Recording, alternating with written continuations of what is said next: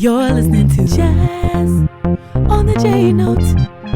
You're listening to on the JNote.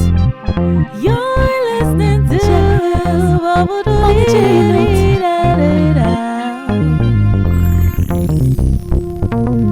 Hey, hey. Welcome to Jazz on the JNote. I am your host, Stephanie Jeannot. How's everybody doing? Thank you so much for joining us for another non-stop music flow of jazz. I can't believe it's April already. They say April showers bring May flowers. Hopefully, it will also be true with a healing over the earth, and we bring a healing. God sends a healing for the coronavirus.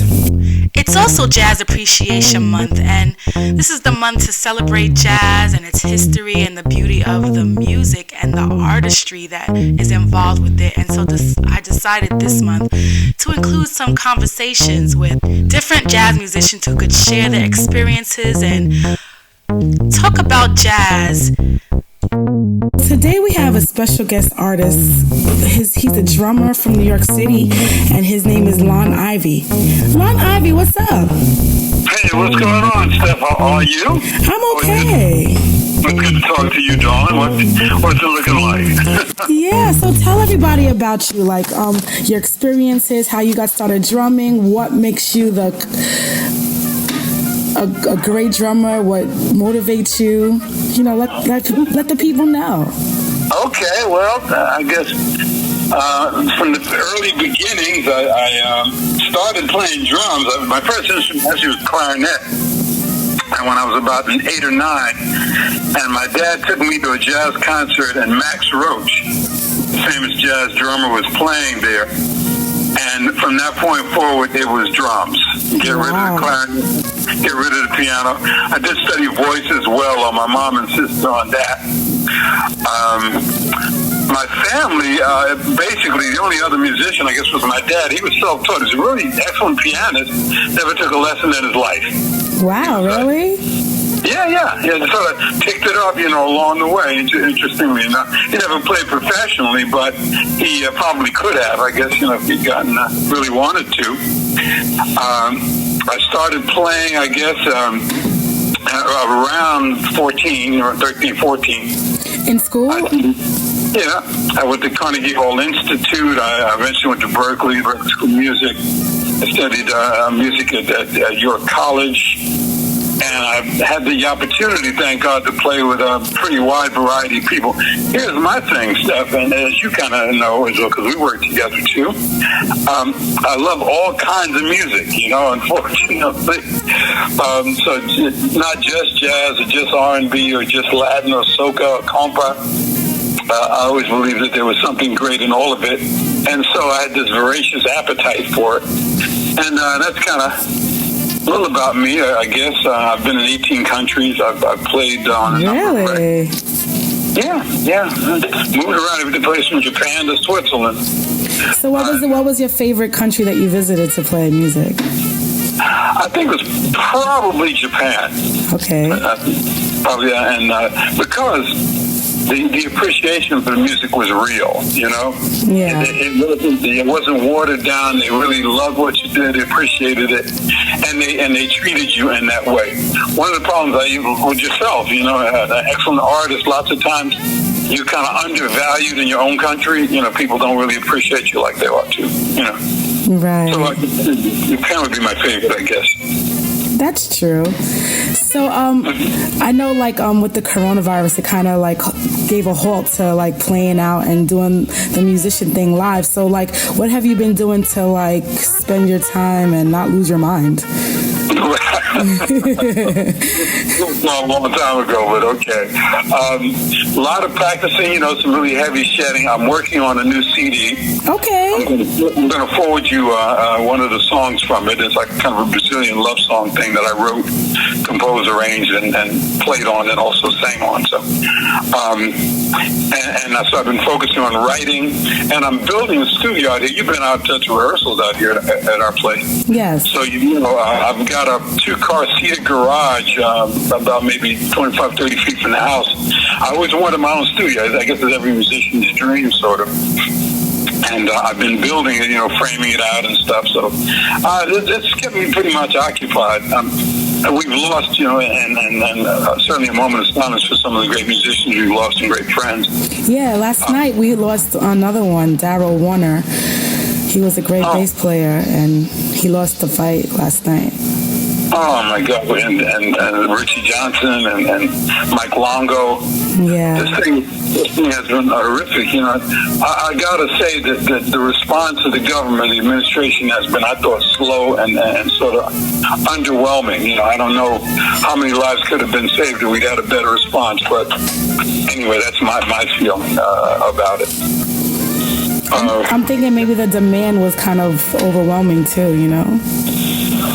Yeah, I think so too. But again, who else are we going to look to for leadership? That's right. You're right. Yeah, you're absolutely right. That's the guy who's number one right now. But that's a whole another song. Right. Hello. A blues song. we can do a concert, baby girl, on that one, or they're keeping it real, Yeah. I've had a chance to play next to some great musicians, and I've learned from everybody, yourself included, because everybody knows what they know. John Lucien, Bakiti Kamalo from Paul Simon's group, Sam Rivers, Angela Bofield. You worked with Angela Bofield? Yes, yeah. I'm on some records we did way back. Whoa. You know what's so funny about Angela Bofield is it was her that drew me and my best friend together, because he liked Angela Bofield and I liked Angela Bofield, and we started talking about her music and her singing, and 15 years later we're still great friends. It's funny that there's a community among musicians, among artists, and we had kind of 2 degrees of separation. You're going to run across each other in different contexts. And she and Regina Bell is also going back some time. Because Angie went to performing arts, and I think I was at Erasmus school that Barbara Streisand went to. Oh, you went to Erasmus? Yes, yeah. Oh, okay. Erasmian. And a good friend of mine, God rest his soul, he's passed, David Barron, guitar player, very fine guitar player, was at Motown for quite a while. He won a Grammy himself, and was with the Exciters, Herb Rooney and the group the Exciters back in the Motown days. This is way back in, because I'm an OG, I'm an old guy. Sure enough, right? So going back some, and he and I recorded with her at Columbia on some stuff years ago. And I've worked with Freddie Scott, Hey Girl, Freddie, before he passed away. So, just out here, no heroes. I've always loved the music, and I've always felt I've been accused of not self-promoting enough. People have said, well, why don't you, really get out there and put your name out to people and so forth. So the people in the industry know me, and I always focus on the music. Maybe I should have been more, in your face. But in my old age, I'm trying to get it out there, and some things are opening up, too, that are very good. I look forward to doing some things with you again as well. I think you're an excellent talent, and I think you're really going to go a long way. Thank you so much. I appreciate that. You're quite welcome, and your spirit is excellent, too. Everybody says that. Wow, that's nice. That's nice to know. Our colleagues, people that we all work with. So that's the short version. I think we'll get through this, the coronavirus 19, the COVID-19. We'll get through this, too. I'm hoping that maybe the shared experience that we've had will start to put us back together as a nation, start to heal us again. Because we're pretty fractured right now. We're tribal. And politics aside, I think that it's one world and there's one God, whatever you call he or she. I was saying that to somebody the other day. Mm-hmm. You're absolutely right, yeah? Yeah, and hopefully this will serve to not move us further apart, because that division's been deliberate, and then again, I'm blogging, and by the way, I started a blog, and it's called America, the Truth in Black and White. Really? It's going to be more, yeah, I just started working on it about 3 or 4 days ago. Okay. It's like that time, and I'm going to put that out, and also I'm going to do a music blog, but this one is going to be more political, and like I said to everybody, I'm not running for office, I have no sponsors, I have nobody that I got to please on the down low, so I can tell the telling the truth. Yeah, especially if you're writing from the heart and you just got to say what you got to say. Sometimes it got to be said so it could be heard. And speaking of that, we're going to take a short pause and we're going to play Max Roach's Conversation, and we'll be right back.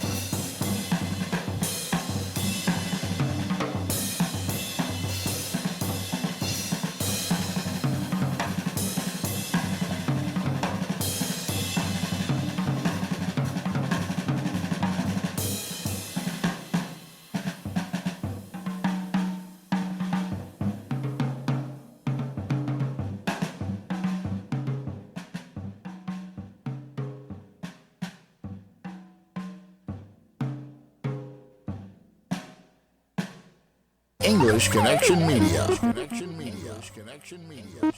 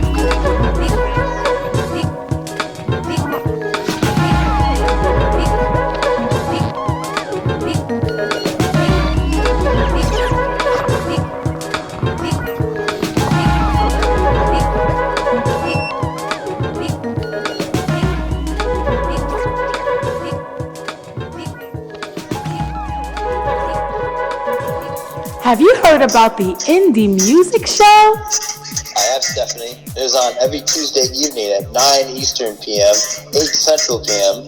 And it airs on the English Connection Media with your hosts, Stephanie Jeannot and Johnny J. So please join us this coming Tuesday for another episode of the Indie Music Show. Everybody is the Indie Show. All right, everybody. Thank you so much for sticking around and tuning into today's episode of Jazz on the JNote, which airs each and every Sunday from 7 to 8 p.m. on the English Connection Media with your host, Stephanie Jeannot. And today we have special guest drummer Lon Ivey. So, Lon, being that this is a jazz show and it was started at first to answer the question, what is jazz? Because you know what, it's a kind of a rhetorical question and everybody answers it differently. And when I first started the radio show at Medgar Evers College with Fitz, Fitz Richardson. Yeah, I was there when Mary Omalu. Yeah, Mary Omalu, and it was started to kind of work on my thesis, which was based on jazz identity and racism, because jazz is very political. So, in your definition, what is jazz? Mm-hmm. Well, good place to start. Jazz is the only true American art form, musical art form, that's indigenous to America. It comes to us from Africa, all the way from the. It's regarded as vocal derived dance music. Is one definition of it. But it also starts from the field hollers and the blues that were sung by the slaves, by the way, that were work songs that sort of became conflated with country and rock and some of the other styles. So jazz is the only pure form in the sense that it allows you to express yourself within its context. That's I guess a way that I would visualize it. Okay. Piggybacking on something that you said, and when I was writing about jazz identity and racism, it was also with the basis of language, because jazz is a language, right? So you said something interesting. You said it was vocal derived dance music. But if you read a lot of the books from the past that talk about what is jazz, and the artists, like Dizzy Gillespie and Thelonious Monk, and they're all answering the questions. And some people said that jazz is not a vocal art. So when it came to the vocalist singing, it's pop music, not jazz. You said jazz is vocal derived dance music, right? Well, one of its forms, yes. Yes, it is. I think it bears hearing or understanding that mankind's oldest instrument is the human voice, for one. Second is the drum, in that order. And that's from the mother country. Right. Right. So that the music that evolved, a lot of people, for instance, who couldn't sing, played instruments, saxophone, trumpet, winds, various types of winds. So that the definition of jazz and our perception is not as narrow as white America, I mean, to say what it is, defines it. It's a lot broader. And it all stems from the blues tradition. And the blues tradition originally was vocal music. Yes, it was. Yeah, exactly. So it evolved eventually from that. The music that you hear today, the hip-hop and the rest of it, that's dance music, but it was derived essentially from the blues, which evolved from the field hollers, which came from the chants that existed in Africa before our unfortunate journey over here. So yeah, that's jazz. It comes from the mother country. That's our tongue, our language. and evolve. See, an instrument essentially is an extension of you. That's right. That's the human voice, right? There's no other way that you can even process music except through your head and then translate it into a physical, to a physical instrument in other ways. But yeah, it definitely is a vocal art. Okay. Thanks. I had to say, like we just played the song Max Roach's Conversation, and like people were able to have conversations through their instrument, like the drums. So, like, what is some of your favorite jazz artists or your inspiration, actually? Well, interesting that you mentioned Max, because the reason I played drums today was because, as I mentioned earlier, a concert that my father took me to when I was probably about 11 years old in Brooklyn. I first heard Max. That's when all the other instruments went out the window. Piano, clarinet, all of it. Although I had to study piano and I could play and use it as a tool to compose and arrange. My favorite artist. I like a lot of people. If it's as drummers, stylistically, there's so many people that are great at different things. I had great teachers. Tony Williams was one of my teachers. I studied with Roy Brooks from Yusef Lateef's group. Walter Perkins was Bruno Carr. I learned Latin and samba from Bruno Carr from Herbie Mann's group. So those are some of the guys that were kind of my heroes. Buddy Rich, obviously, is a great rudimental player. And I like me, style-wise, but yeah, those are some of the people that you learn from. When they say we stand on the steps of giants. Yes, we do. Yeah, we do. You mentioned something very interesting. I'm going to kind of connect it to what we're talking about.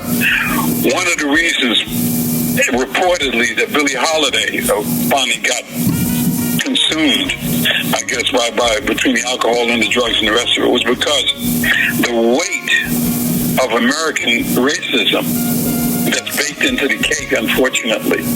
Not to say there aren't good, white Americans like there are everywhere else. There are good people and bad people. But the overwhelming majority have baked into the cake some troubled things. She talked about one instance where she was the headliner at a show someplace down south and had to come in the back door through the kitchen. She couldn't walk into the front of the club. How about this one? She was at a gig and she was playing on the stage, and then in the intermission, they told her that she had to paint her face blackface because I think she was too light to be on the stage with the musicians. I've heard that one too, and you know about Strange Fruit, obviously. Yeah. Yeah. But not to, I don't want to go dark or anything, because this is a very, very positive thing that we're doing. We're talking about the music unites us in a way that no other thing can. It passed language. I know when I was in Japan, we jammed with Japanese musicians, and I only had enough Japanese to ask where the bathroom was and what am I eating from my little book that I had. But when we played together, it was that universal language that united us. I think the first thing we ever played was Giant Steps with these guys in Nagoya, these Japanese musicians in Nagoya. And we played it like we'd known each other all our lives. So, as you mentioned, it being a universal language, it connects us. It does, because I remember when I went to Russia and we didn't even speak the same language, but we got on the stage and we were able to communicate through music, and it just forged love and friendships between us, even though we didn't know how to speak the same language. It totally blows you away, and it transcends everything. I've done gigs where we had audiences that were like third graders. All the way up to people who were in the 80s and 90s, and the music communicated to everyone. Everyone was able to if they were just tapping their foot or shaking their head or shaking the groove thing or whatever, were able to identify with what we were doing. So the music can heal, it can inform, it raises our conscious. And I've done this all these years because the music allowed me to share my spirit with others, and hopefully I brought some joy. Brought some happiness, even if just for the moment, through what I was trying to do. Giving him myself. So that's kind of my story. My journey continues, I'm scheduled to get an award, although with the Corona thing, everything's sort of put on back burners. I was scheduled to get a Lifetime Achievement Award from CJO. You and I performed together for them. Yes, we have. We have. And they were going to honor me and just shell off and some other people. I think Marcus Miller and some other people are supposed to be our invited guests. So that's what we're kind of into, And listen, hopefully I'm just getting started. Lord willing, I'm still like a little kid, Steph, and every time I play, I feel like an 8-year-old discovering Disneyland or something. It does bring along some joy, though, I have to say, because when I'm singing and performing and doing my thing, it just makes me happy. It makes me smile, and I feel elated. Like, it doesn't have to be on a stage. It could be anywhere. It could be. It just makes me feel joy, Very interesting. Very interesting. People talk about jazz as being like a smaller audience and not as large as, the pop audience or the R&B audience, that kind of thing. And I'm going to address it from it. My spot in the music, my favorite spot is the smooth jazz spot. Okay. I like swing. It's fun to play. But I like some of the more contemporary styles, too. When jazz first began, it was dance music. People danced to it. I know. That's what is so different now. It's like it became like this museum thing. Everybody's just sitting down and watching, or not watching in their cell phones. It's not interactive. One of the things that we do at CJO is that we play music that you got to dance to. You're going to get up and take something. Yeah. And I feel like if we've accomplished that, we've done our job. So. Yeah, there's this group called the Harlem Swing Jazz Society where they try to preserve the swing dance atmosphere, and like I've done a few events for them where it was just electric. Like we're playing the music and everybody was on the dance floor dancing and swing dancing and doing the jitterbug, and it was just that I love that. Yeah, interactive. Yes. We did the CJO Christmas party, and the whole joint was rocking out at the African American Heritage Museum in Hempstead, and the whole house was rocking. Everybody was dancing. What a great feeling, a wonderful feeling. So tell us about your music. Like, what can listeners expect to hear in your sound? Like, and also the fact that you play left-handed makes it a little different than like a normal drummer, right? Yeah, well, again, that's interesting. You bring up an interesting point. A lot of prejudice, over the years, because you're a lefty. You play left-handed. Now, I am ambidextrous. I teach. I have a huge student body. I teach a lot of kids, so I teach both ways. But lefty is comfortable for me. I love to play pocket. Really, really groove music where you got to really sit down on the groove. But I also like to play straight ahead jazz, swing up tempo music. I learned that from Tony Williams. He taught me some things, so I get a different kind of a sound. And I'm really happy with that. On the new album, we're going to be doing a lot more soloing and a lot more instrumental stuff as well as the vocal. I've been writing, and I co-wrote with the same guy, Dave Barron, I talked about. We wrote for Joe Papp. Chorus line, Joe Papp, that guy. Okay. Yeah. And we composed and arranged some music for one of his shows along with Willie Colon. And we played some Latin things. So really, my style of music and my taste is eclectic. And our album reflects that as well. I'm going to send you one piece that I sang on that I think I kind of like, and it'll give you a chance to kind of share it with your listeners, maybe, or whatever you decide to do, and it'll give you a little inkling kind of where we're going, just a tiny taste of it. I'm writing a tune for my ex-wife called Evil Wind. Okay. So your songs include a lot of emotions and based on your experiences. Exactly. And you write about your life, if you're going to be authentic as art, you write, sing, play, whatever you do, about you, about your life. It reflects your journey. It reflects what life, the journey, because you leave an impression on the road just like the road leaves an impression on you. Right, that's true. Yeah. So those experiences, and they're human experiences, so people can generally identify when we play live. The response that we get. They feel it. They understand it's palpable. it's an emotion that you can touch, you can feel it, and identify with it.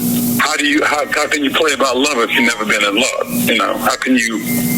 I had an interesting experience years ago when I first had come out of Boston at Berkeley. I was playing at a place called the Purple Manor in Harlem. It's not even open anymore. It's like 1,000 years ago. And Grant Green, that was a guitar player, you may know, your audience will probably know who he is. I sat in and I played, and I thought I was killing it. So when I came out on the break, guys were outside smoking. I'm not going to say what, but they were anyway outside talking and smoking. And Grant said, "Come here, young boy." He said, "Come here, young blood." So I stepped over, chest all stuck. I figured, all right, he's going to tell me, I was really, I'm ready for rock stardom. He said, "You can play." He said, "You got talent." He said, "But you ain't got no story." Okay. So I was crushed. I was completely deflated. Didn't understand until years later, that you have to play your truth. You have to play what your life is. You have to play how you see it. And I didn't have much experience at that point. I hadn't done much anything. I was very, very young at that point. I was about 17, 18. So I understood years later. So all that to say that the music that you get from me at this point in my life is going to be true. It's going to be honest. You may like it, you may love it, you may hate it. But you know what? It's going to be the truth. Okay. Yeah. That's good to hear. Yeah, that's where I'm at. And so we're going to take a break and play your song and be right back, okay? Okay. All right.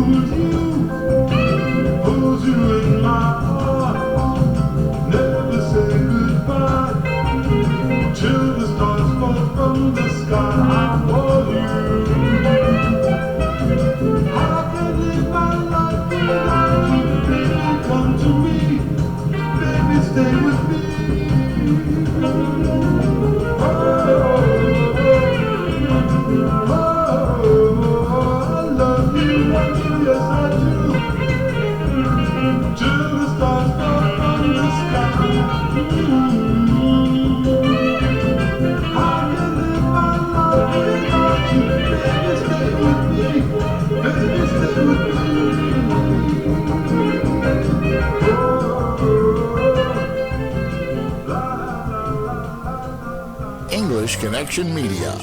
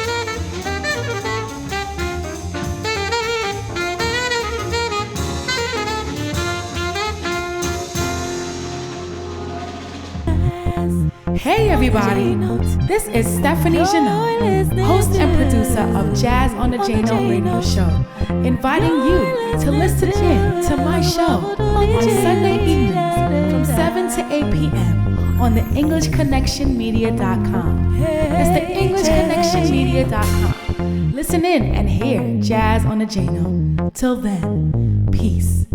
English Connection Media.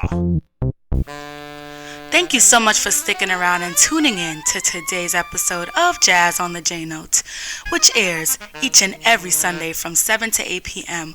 on the English Connection Media. And I'm happy to announce that next week we're going to have a special guest, New York's own Eric Frazier, who will join us and discuss his life, his music, and what he has going on and all that good stuff. So I hope that you'll join us next Sunday evening at 7 p.m. for our next episode with Eric Frazier.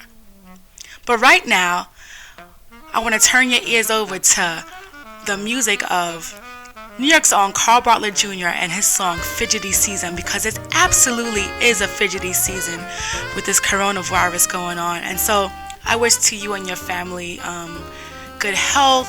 I pray over you guys, and I hope that everything turns out okay and that you're safe and in a good place. And so we continue with Carl Bartlett Jr.'s Fidgety Season.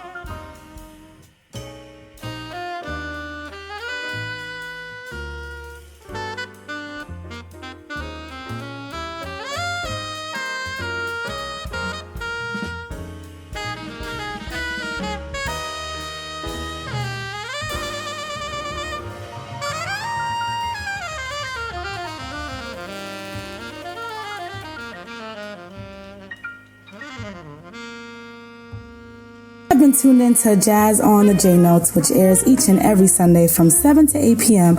on the English Connection Media with your host, Stephanie Jeannot. And I'd like to thank each and every one of you for tuning in, and also give a big thank you to Lon Ivey, who was here discussing his music and the world at hand and jazz music.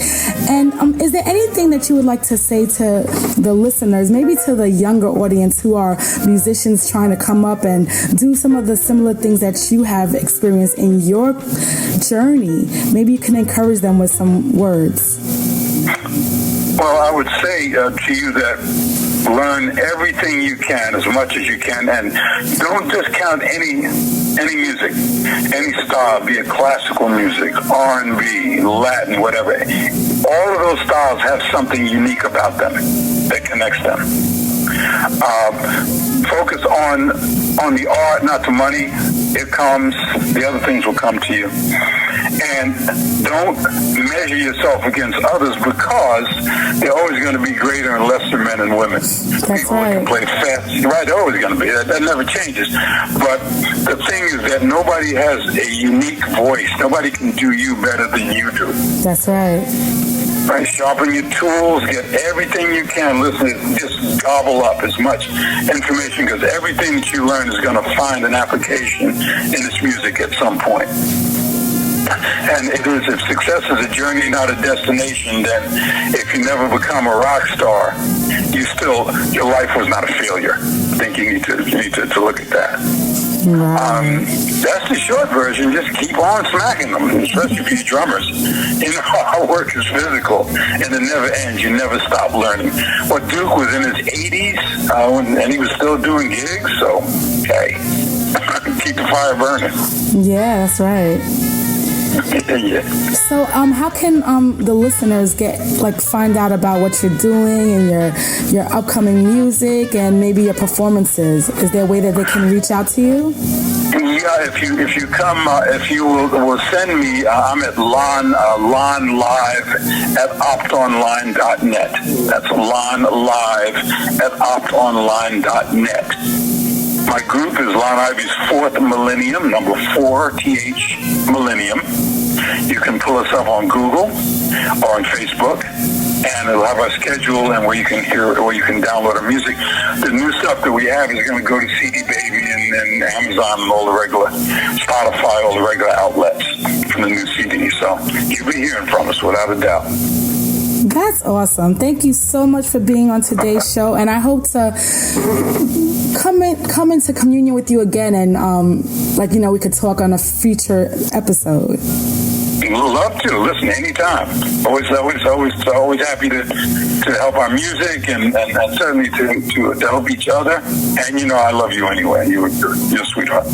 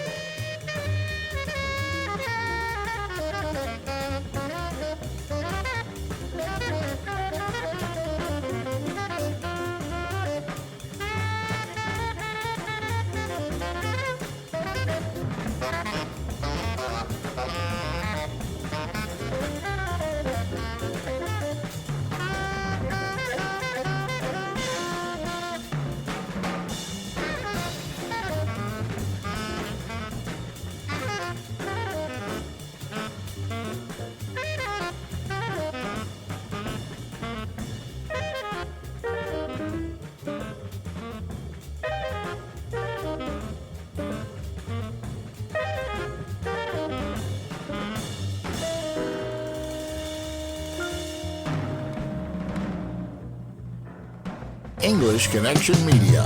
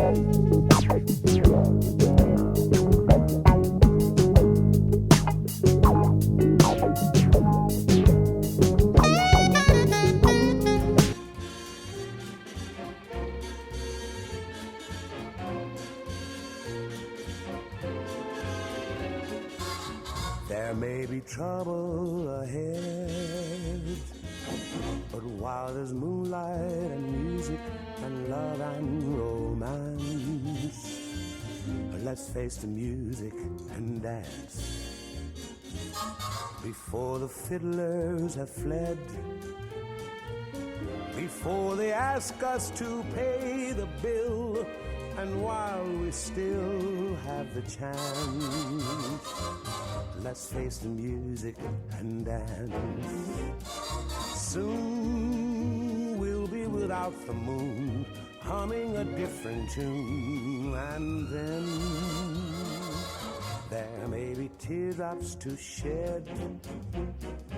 So while there's moonlight and music and love and romance, let's face the music and dance. Let's face the music and dance.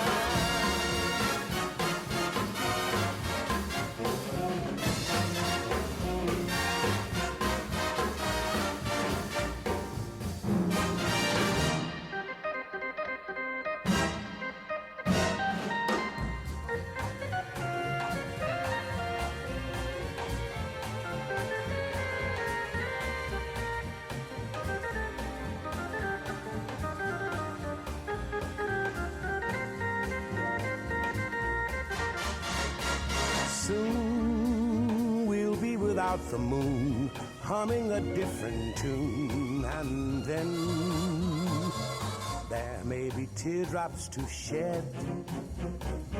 So while there's moonlight and music and love and romance, let's face the music and dance.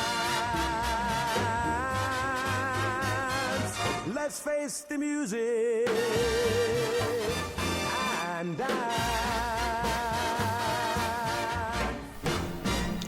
I hope you'll face the music and dance with us next week on Jazz on the JNote, which airs each and every Sunday from 7 to 8 p.m. on the English Connection Media with your host, Stephanie Jeannot, as we continue in our celebration of Jazz Appreciation Month and have a special guest, New York's own Eric Frazier, who's going to talk about this thing called jazz, his life, his music, and what he has going on in his career. So please join us next Sunday at 7 p.m. I want to thank all of you listeners out there who took the time to tune into today's show and hope that you enjoyed what you heard. If you have any comments, questions, suggestions, you can always send me an email to jazzonthejnote@yahoo.com. All right, everybody. I want to wish to you a blessed and wonderful week and hope to vibe with you next week. Right now, we're going to leave you with Duke Ellington's The Feeling of Jazz. Once again, thanks for listening, everybody. Peace.